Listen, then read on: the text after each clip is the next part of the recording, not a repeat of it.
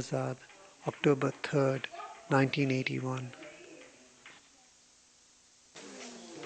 And Richard, how when Baba would walk, and he seemed to be walking just very naturally, casually, but you would see in films or in pictures that even the men Mandali were running after him to keep up, It's always running after him. So Harry quipped and said, "Well, Baba," he said, "they're still running after you." Even though he isn't walking anymore, he said, "They're still running after you." And now we find we're still running after him. Just never can catch up. Everything's getting bigger and growing this way, and we are growing smaller this way, this way. So it's good he's doing his own work. Otherwise, where would you be? Mandy, after you finish eating, suggest कि Karachi ni birthday program करिए अच्छा હું acara nak. After you finish with this, તો પછી બપોરના બી આ જમ્યા પછી લોકો બેસે જ ને. હા very good. Okay. Very good.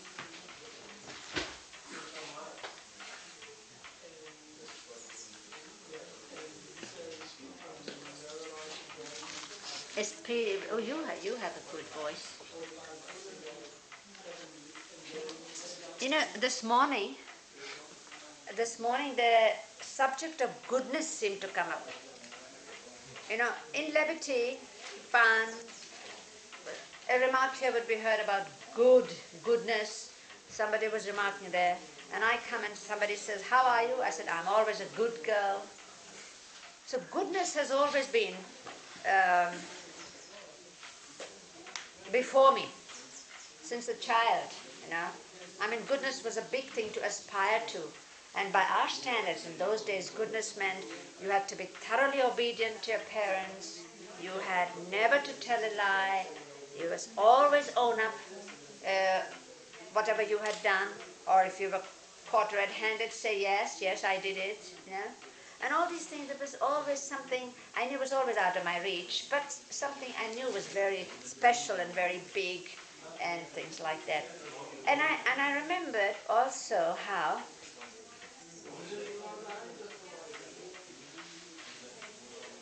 what Baba had said about goodness. And Baba said that good and bad are both binding. Good is also binding, but bad is like bound hands, and good is like bound feet. They're both chains. One may be made of gold and one may be made of iron, but it's still binding. And but Baba said, good is always better than bad. Good is like bound feet, and bad is like bound hands. So if I've said it the other way around, please correct it.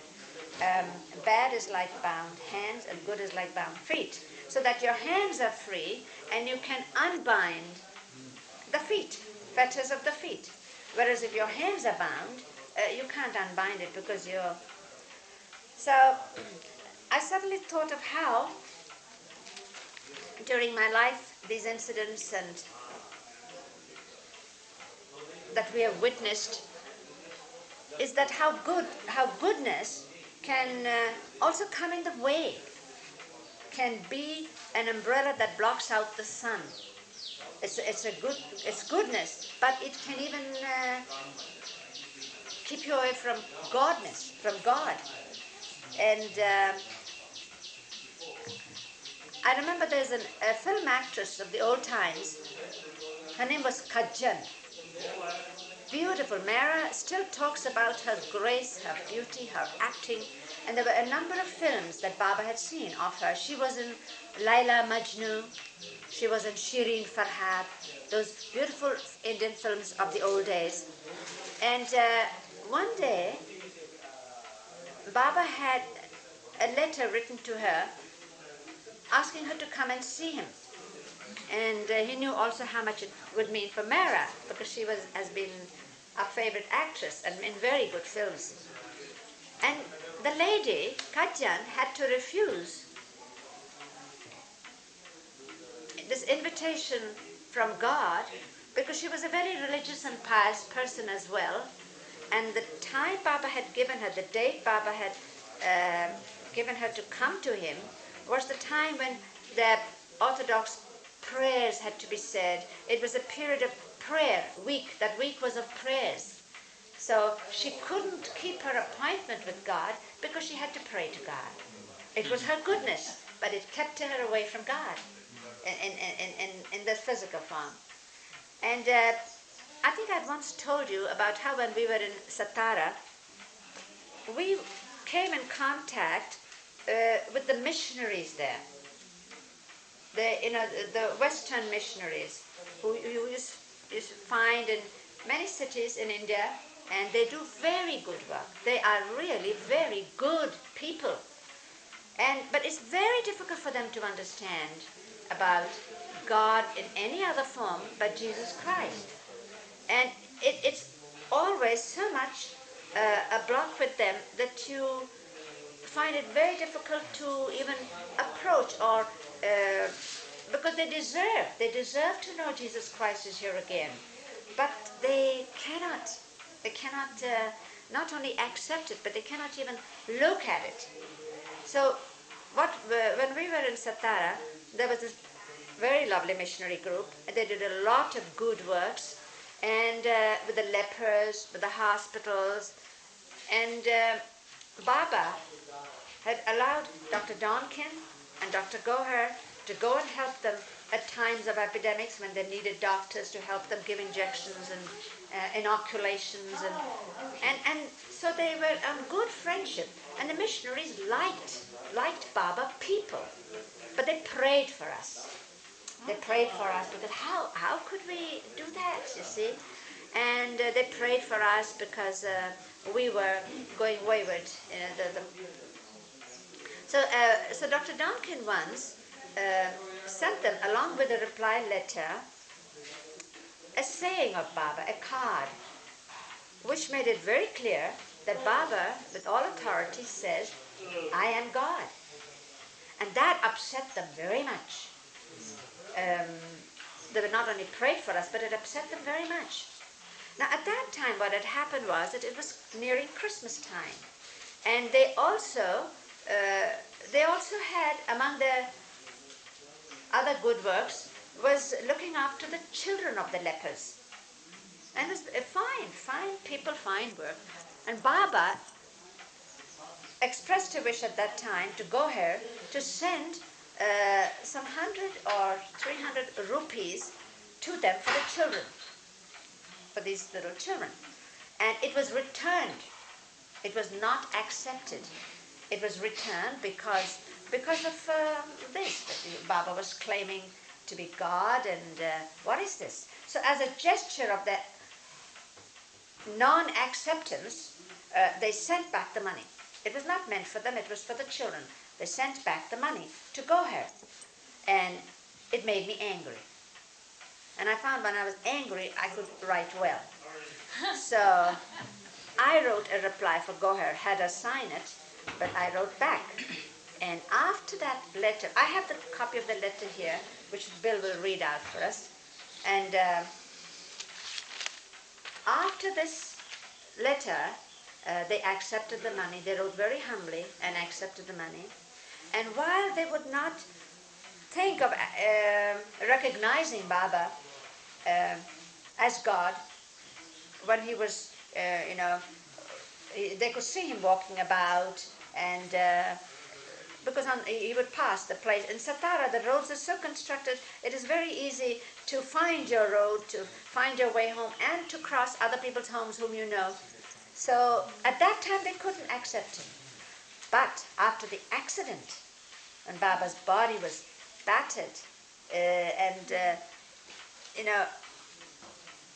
it seemed a sort of a humiliation from so many people's point of view. When he was leaving Satara, it had to go like that. The accident was like an explosion, and soon after that we had to leave Satara. And when the car was going, Baba, so with the body that was sort of broken and weak and no longer like before as they had seen it, And when we went by, we saw those missionary women standing there with so much respect. You could see in their eyes love and humility. So they just stood there as Baba went by, and they all bowed. And that's the last we have seen of them. So this reply, after they refused Baba's prasad, gift for the children, and they returned the money, and I wrote to them from Goher sent this letter. Could you read out, Bill? Grafton, Satara, 1956. Dear Mrs. Fisher and Miss Dick Pickens, I was very grieved at your gesture of last evening, which I felt to be most unchristian-like in spirit. It is indeed a pity that you could not accept the gift in the spirit of Christ, which is surely universal, regardless of caste, creed, or even what you term, quote, claims. Mera Baba has never forced his claim on anyone, on the hundreds that follow him in America, India, and many in Europe and Australia. Whatever we believe him to be is our own deep inner conviction. Surely such a strong, deep conviction as shared by many of different nationalities, religions, and ideas who have devoted their lives to Mera Baba is not a thing to be acquired by intellectual dissertations. Mera Baba has been observing voluntary and complete silence since 1925 and has said, quote, said, through the medium of his alphabet board, quote, God is everywhere, in everything, in sinner and saint alike. All are God in some degree or another, end quote. We believe Christ was the incarnation of God, as we also believe was Muhammad, Buddha, Zoroaster, Ram, and others to be, whose respective followers also naturally believe their particular avatar to be the only incarnation of God. But we believe God in his infinite love and mercy comes every few hundred years to redeem humanity and to teach it that there is only one true religion, love for God. And surely we are, each, you and I, equally free to cherish the conviction of our hearts. But I do not believe that differences of any kind, be it conviction, color, religion, should interfere in the brotherhood of man and make us go against the spirit in which we believe, as I frankly consider your unchristian act of last evening to be. We are not forcing our beliefs or deep conviction on you. Mera Baba would be the last person to allow that. I have not told him or shown him your letters yet. To him, whose teachings and messages has always been that of love, it can make little difference. But to me personally, who have admired your service in loving God, your gesture caused sincere surprise and pain. I am returning herewith the money. If you still cannot feel you can accept it in love and goodwill for the children of God it was meant for, then of course I cannot stop your returning it. Kindly reply immediately, for in the latter case I shall promptly dispatch it to some other needy institution in the universal love of Jesus Christ. Yours sincerely. And they immediately sent a very loving letter and said that it was accepted, for it was meant for the children of God. Very nice letter. I think that somehow changed it. That would melt their hearts, it would melt their hearts. Yeah, you see, that's what Baba means, that love, that goodness is also a binding. So being free, being empty, it makes it easy for him to fill you. And if you are not empty, then he has to empty it out. He brings it out. And that's the time we often realize that we have these things. We didn't even know they were there in one's own nature, in one's own thing. My goodness, I never did that before. But it was there, but even we had forgotten or had gotten so used to it. That's the thing, you see, one gets used to anything. Even that which is not desirable, that which is not wanted, that which is not good. It has been with us for so long that you have become anesthetized to it. Look at the situation now. You open a newspaper and you casually read, yes, 600 people died and that. No, 200. There was a crash then. 200 people died. Yes, there's a bigger earthquake than before in China, in Iran, really. Oh, that volcano. And yet at one time, when we were not used to it, this would cause tremendous sensation in one's feelings, in one's talks. But you see, you can get used to anything. And that is the thing. We have gotten used to the illusion also. We have done it for so long and we've gotten used to it. So then when we are told that no, it is different, we're surprised. It has to be for someone to point out. Baba gave a beautiful illustration. He said it is like you have been in a room for a long time. You've sat in that room. You've never cleaned it. You've never dusted it. And the dust goes on piling. It's thick, but you are there. Suddenly, after a long time, comes a realization, I think this room needs to be cleaned. So, the sweeper, Baba says, the one with the broom is always ready. The moment he hears that, he comes in and obliges. He sweeps out the room. And then that person is alarmed. Where does all this dust come from? I mean, I was here all this time and there never used to be dust.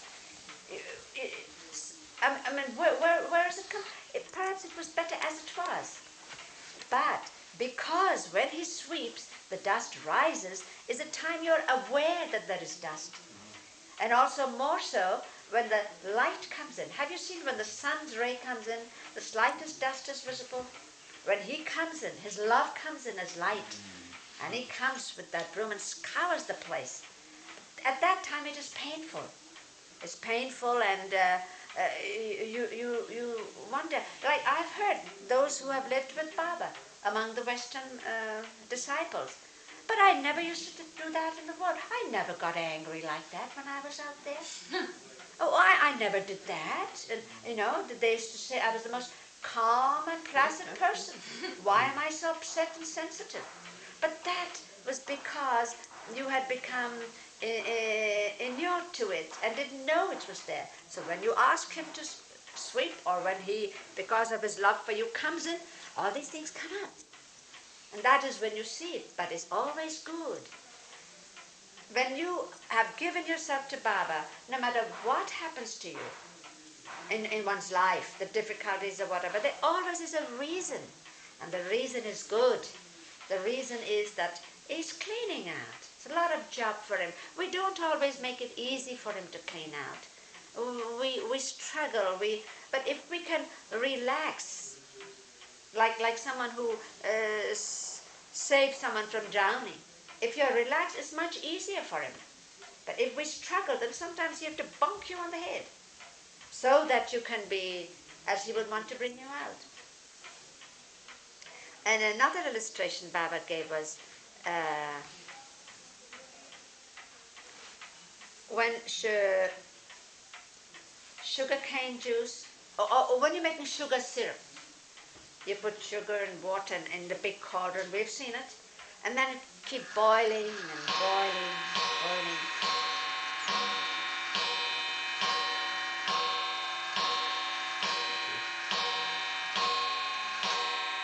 Baba would always say, whatever he was saying, if the clock strikes, he'd say, see, it's true. See, it's right. So then, all the scum comes to the surface. And after the scum comes to the surface, it's thrown out, dished out with one pan. And then the clear syrup is there. So it's so lovely to think that even what seemingly seems difficult or bad, because one always likes the sweet and not the bitter, but that it's he's handling it, and that is to clear. When we came to Baba, when I look back and say, what is it? We always wanted to be with Baba. Ever since I was little, I wanted to be a nun. You know, when they would ask me, what are you going to be when you grow up? A nun.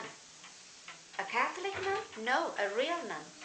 Meaning like Mera, Naja and all who were with Baba. So that you had to, no, what was the point? You always wanted to be with Baba. Huh? From the beginning, you always Yeah. wanted to be with So, Baba. and at last, it's a long story, but at last I got my aim, object of my life, to be with him. You just said from the very beginning you always So now when I think back, I mean later when I thought back, what did I want to do that for? What was the purpose? What was the reason? Because you do something for something. There was no reason, no purpose. The only thing was to be with him. So we came not with any expectation, not with any seeking anything from him, spiritual or material.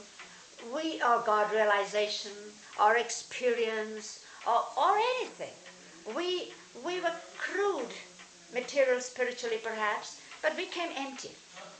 We just brought an empty boat, and he took over. And all those years, not a single thing you could do on your own without Baba's direction, without Baba asking. Every thought, every moment of yours was directed by what he had told us to do. Nothing could be done without his personal and direct commands. And I still remember one of the most difficult things would be when Baba would suddenly ask you, "What are you thinking of?" You know, we would be in the room with Baba, sitting before him. He was sitting on the bed, and we were right in his presence. We were before him, but you could be away. You could really be away, because where your mind would be, you would be. And so Baba would bring you, and he would suddenly ask one of us, "You, what are you thinking?" And then everybody would look at that person. "Yeah, what's she thinking?" And that person is not going to tell. She knows, Baba knows, and Baba knows that she knows that he knows. But so you're not going to give yourself away.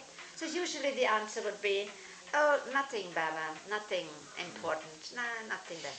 "Ah," said Baba. And we knew that it was simply a reminder from Baba to say, "Be with me. Don't wander." And it happened to me a number of times, and the only one incident I remember, goodness knows why, is when Baba asked me, "What are you thinking?" And I just went blank. I was stunned. I couldn't say what I was thinking, because it was about one of us. And I had to live the rest of my life with her, and I couldn't say aloud what I was thinking about her. And it was very simple, actually. As soon as she came into the room, I won't tell you the name, and I said, "Oh no, she's got that blouse on again. Terrible color. Doesn't suit her a bit. Doesn't she look at herself in the mirror and see how awful it looks on her?" Baba said, "What are you thinking?" Nothing important, Baba, nothing. "Ah," said Baba. And it's very much between Baba and me, like it would be between Baba and whoever is the person he would ask, you see. So Baba looks very understandingly at me and nods, and I nod back, meaning, "Yes, you know, Baba, and I know that you know, but that's about all." I don't want it to go further. But after that, everybody would be alert. You would see everybody, sitting a little straighter, the hands a little more silent, and all would be looking at Baba, waiting for him to ask, "What are you thinking of?" So that they can say, "You, Baba." Of course, he never asked.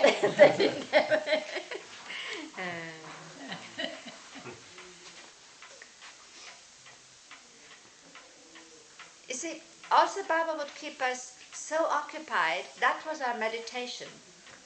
When Baba said something had to be done at 10 o'clock, a very simple thing, a very insignificant thing from anybody else's standpoint. But with Baba, nothing is too small when obeying him. Nothing is insignificant. With Baba, he evaluated both at the same. You had to pay as much attention to an order from Baba that was very small as to the big orders, as I used to call it, the big orders and the little orders. But the little orders would keep you occupied all the time. And that was a meditation. If he tells you, have your medicine, this is the tonic for you, Mani, have it 10 minutes before lunch. And that's an extra thing for you to do. Oh dear. And you're not always sure what time the lunch would to the minute be. So how can you have it 10 minutes before? But all the time you say, oh, what time will be lunch? Is it 10 minutes to? Is it 10:15 for this? Is it all those little things? And then, because it was not, never has been, life with Baba never has been what you can boast about, what you can, there are no achievements in the sense, visible achievement that you can say, oh, look what I did when I was with Baba. Oh, look what happened. No, it has always been very little things, only personally for him, so that only he could receive it. You cannot boast about it. So those kind of things, even today you can't tell. But it is no joke being with Baba, living with Baba. He is all love. That is characteristic of him, because he's God, he's love. But the other side, if you really accept him, then you have to accept all of it. Like Baba would say, if you accept an elephant driver, call him into your house, you accepted him as your friend, you got to accept that elephant as well. And that elephant is no small thing. But that is the only thing we wanted. My only fear in the first few years with Baba was, perhaps he will say, go home. That's what I want you to be. It is like you're with me, But that is the only thing that kept me very much afraid. But that passed away, and never has it happened before. But, for instance, Baba would also draw you out from anything you have been too much engrossed in, too much involved in, even if it is what he has said. Like Baba would go down the hill, we would be all up there, and we were the ones who were in charge of cooking were cooking. The one Valu was washing Baba's clothes, Mara was doing the cooking for him, Naja was cooking for the rest of us, Norina was writing for something that Baba had given her to do. Each one was doing, and it was like a pattern that's going on, and everybody's eyes on the clock. Baba will come back at such a time. We must finish. Well, sometimes Baba would come unexpectedly much earlier. So he would come straight into the room, which is Mara's and mine, that east room, what is known as. The few of us were staying there. And the moment Baba came in, he said, call everybody. Everybody was scattered in different parts of that property up there. Some in the kitchen, some in the retreat, some in the compound. So the cry would go out, everybody, Baba wants everybody. And the moment that happened, each one would drop whatever she was doing. The vessel would come up from the fire, bong, the pot would be banged down. Hands would come out from soap suds and quickly washed and hurried. Everybody was rushing from all parts of the thing into that room. And at that time, each one had a little wooden stool, a little thing seat. And each one's name was underneath it. They had printed it so that it doesn't get mixed up. So each one would come in, down those steps, into the east room, along with their little wooden stool. And Baba would be on that bed, sitting against the pillows, legs crossed, the alphabet board in his hand, and each one quickly putting down their stool, seated before him. It was nice, so relaxed. We really didn't realize how engrossed we were in whatever each one was doing. This is fine. Now we're away from that, seated before Baba. And Baba would say something that would not even take more than a few moments. He would say, I want you to get up in the morning from tomorrow, not at 5 o'clock, but 4:45, or something like that. And we would say, yes, Baba. Finished, that's all. Go back. Oh, we were so relaxed and fine. So then when we went back into it, we realized how much involved we were in that. And that does not only apply to the things that, the daily domestic things you do. It really applies to one's life, whatever we do in it. Before we realize it, before we know it, we are so involved in it, so engrossed, that we fail to get the perspective. Like the artist who paints and has to go back to see what it is like. Those moments, when you really are with Baba, those things are very necessary.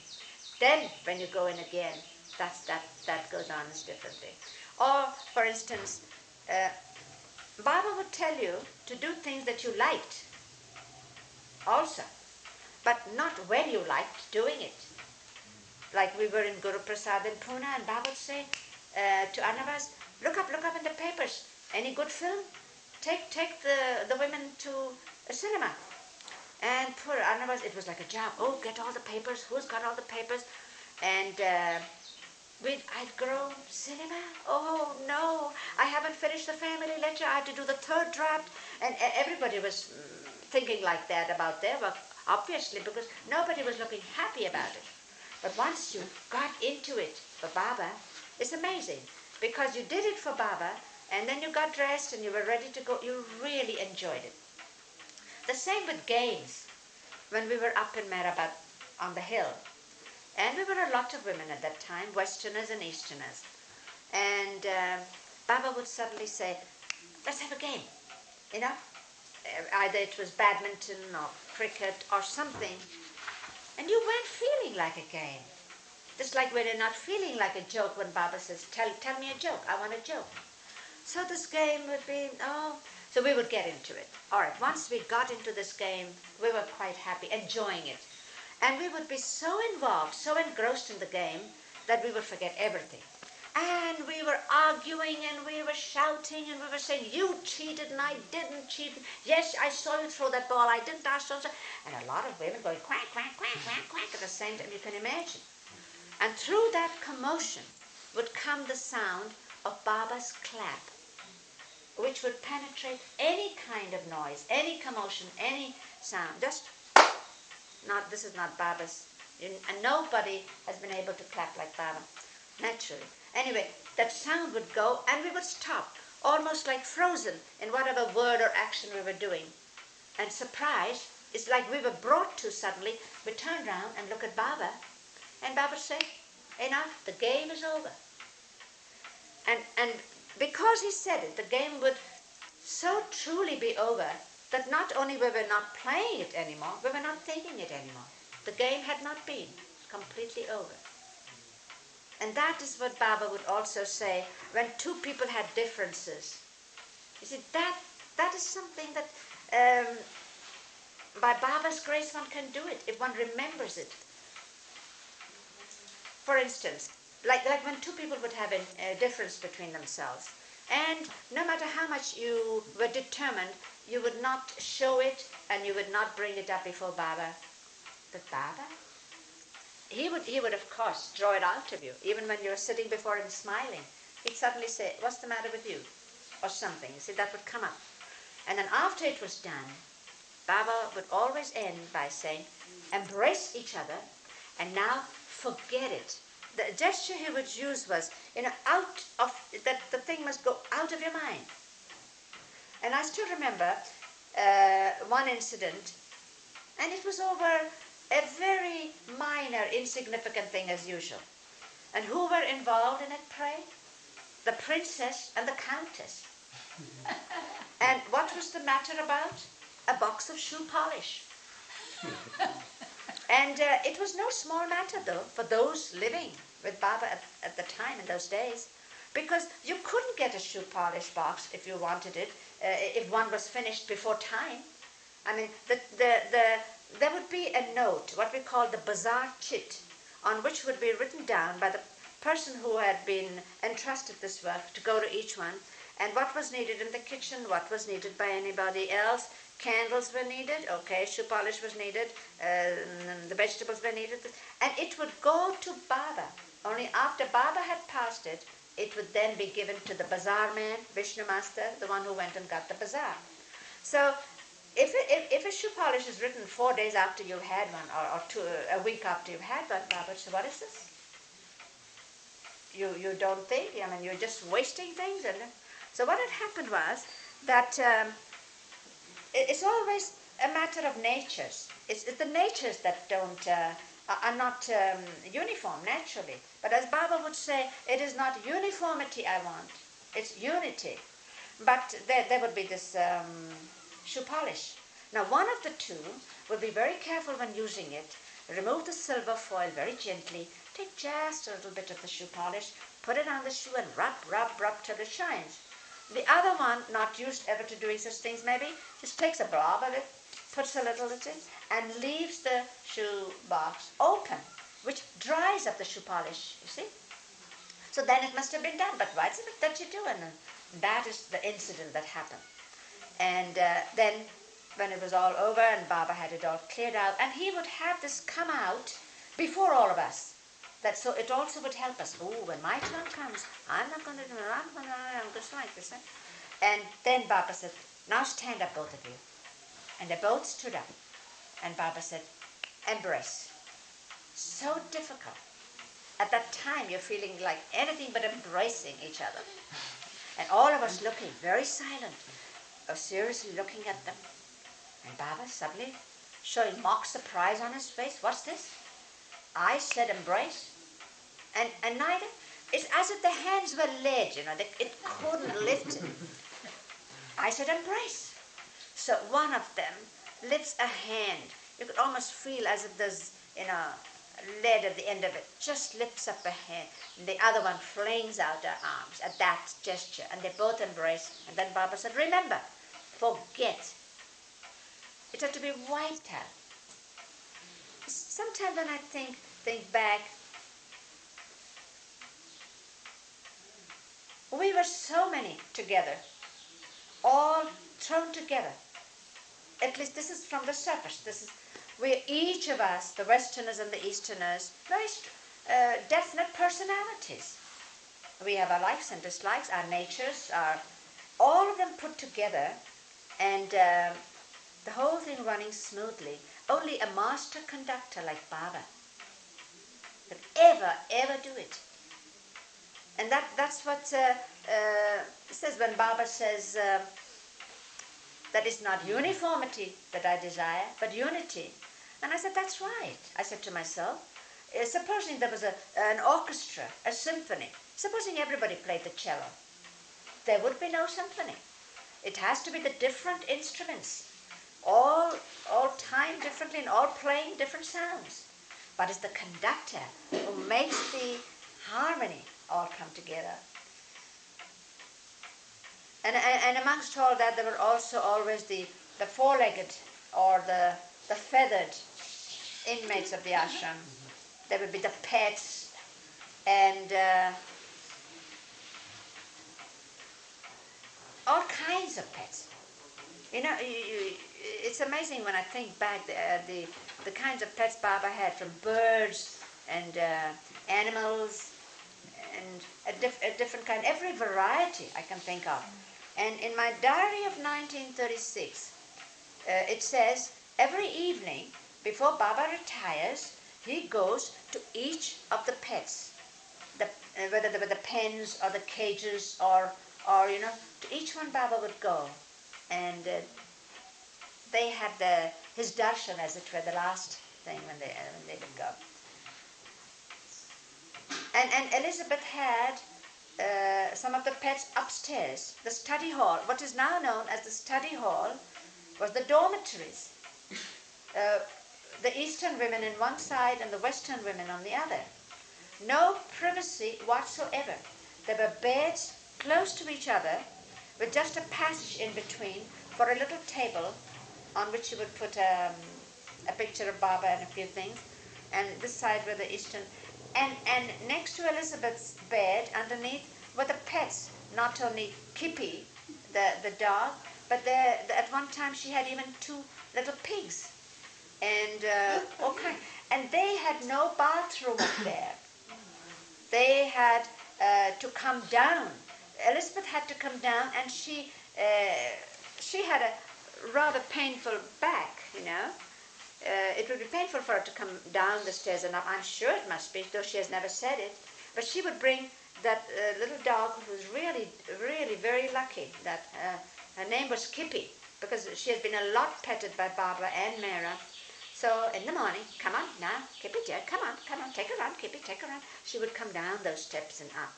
And today I hear that somebody says, oh, it's too much to go upstairs for fetching a book, because I was thinking of having the library in one of the rooms upstairs in the study hall, and the young ones protested, but that would mean climbing those steps up there.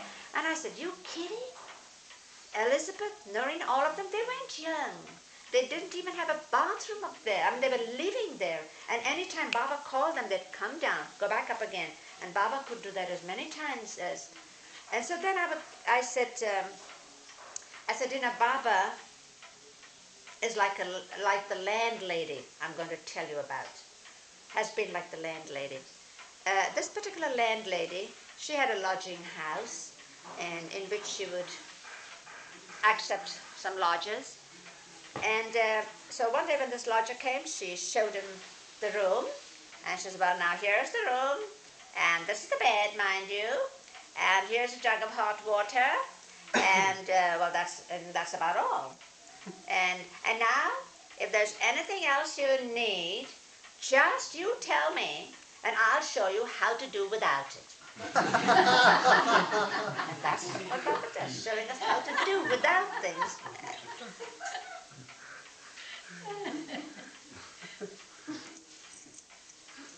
We even had 2 mongoose, or do you call it mongooses or mongeese? And Baba would treat them like persons. Baba's pets, which we looked after, were like persons. The first thing he would ask when he came in would be ask about the pet, of a particular pet, if it had not been well. And they would be always overfed by Baba. Baba would always overfeed the pets, the animals, the birds, whatever that were there, and gave them so much love. And one of the pets was a snake. And I had to look after it. Maybe deep down in me as a child, I'd read of these people that kept snakes as pets, and I liked it. It must have been. So I said, I will look after the snake. Good, said Baba. Now you take great care of it and see that it doesn't escape. Again, we were in that east room. We were living in the east room. So it was a green snake. Not very thick, not a big snake, but like one of those grass snakes possibly. And there was a glass case I made, which I could put on top of it, that you could see it, you could put this food and the water. And every now and then it would slip from under the glass and hide behind the trunks. We had no cupboards then, or things. It would hide behind the trunks. And one of them, either Mera or somebody said, Amani, snake's gone. Snake's gone. Oh my goodness. I'd look behind this trunk and that trunk and at last pick it up. And pick it up. And when you picked it up, it's natural, automatic for a snake to hang from both sides of your hand, like a rope. So one day, when I picked that snake up from behind a trunk, it suddenly became like a stick. I'd never seen it before. Maybe it was trying to jump out, but I asked everybody and they said it doesn't happen. It was like a stick. And I brought it out like that, in a stick both sides. And I dropped it in the cage. And then when Baba asked about the pets, I told him about the snake. Baba seemed interested. He said, he did that? I said, yes. I thought of those Moses and all that stick. I said, yes. But he could see from my expression, he said, you didn't like it? I said, no. All right, then, off the snake goes, you see. The snake was sent on. But one of the most beautiful pets Baba had was the peacock that Elizabeth had gotten in Bangalore when we were with Baba. We used to travel with pets. You wouldn't believe it. So this was a peacock who was named Moti. Moti means pearl. And whose grave is up on the hill near the graves of his human disciples. It's a small place there is. So Moti used to be in Mehrabad. He was so beautiful, especially when he danced. Those shimmering colors, that tail, and he would just tremble, with the ecstasy of dancing. And at night he used to be, his perch was an enormous swing that was just outside the kitchen. And that swing is one of the things Eruch and his family had brought from Nagpur when they left their home and the beautiful bungalow and completely dismantled everything and came to live with Baba. They had brought, one of the things was this. So it had been put up in front of the kitchen. And Baba had used it, we all used it. So at night, Moti would somehow fly and go into that. It was very high, but pretty high, I mean, for a swing, and be on it. Use it as a perch. At night, he would spend the night on that perch. So in the evening, supposing you had something to bring from the kitchen, or something you had forgotten, or you had to go to the bathroom. So what we would do is, as we went by, we would be faced with this cascade of color, like a royal tapestry, so that even in the dark, semi-dark when you're going out, and you have no lantern or something, even in that, it's sharp, you could see that. And we would just push it aside carelessly, like you push aside a curtain, push Moti's tail aside, go and do whatever he had to do, come again, move the curtain as it were. The curtain of his tail is so beautiful. To this day I remember it. And he would just let you do that. He must have been so tame, Moti. Moti, yeah. And he would No, he was not so tame. He was a bit reserved. Now the pet that was tame was a deer named Lily. A sweet little deer which had little curved horns, and the horns were capped by brass caps. And she would come and stand by the kitchen door where I was squatting as well, because we both loved the same thing. And that is that pakora. We call it bhajia, which is made out of gram flour, chickpea flour, in which you put onions and these herbs and spices and seasoning. And then you make blobs of it in deep batter, fried in deep batter. And it was Baba's favorite, but my favorite. In fact, it's quite a family favorite at home. And it was Lily's favorite, the deer. And I would say, no, Lily, it's my turn. No, Lily, wait, because we'd each get one now and then from between the things. And there was a lamb called Mary. It wasn't Mary's lamb, but the lamb was called Mary. And she would follow us around. She was very tame. Oh, extraordinary. And Baba had... was given by me. He did japam before beloved Baba for 10 nights, and on the 11th night, by 11 p.m., he concluded Baba's japa.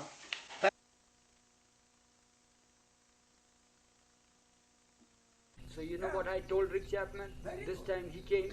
I said, Rick, I can't tell him that you should go. I said, Rick, you are now married. You have got your wife now. Cheryl has not seen Baba world. Why don't you take her round once to Andhra and all that? So they are trying to think about it now. Maybe next time when they come, they'll make a tour there. They'll come. I made a request to him. He said, I'll try to. Yeah. So likewise, time and again I've been telling Bill to go there. Go make it a point to go there and all that sort of thing.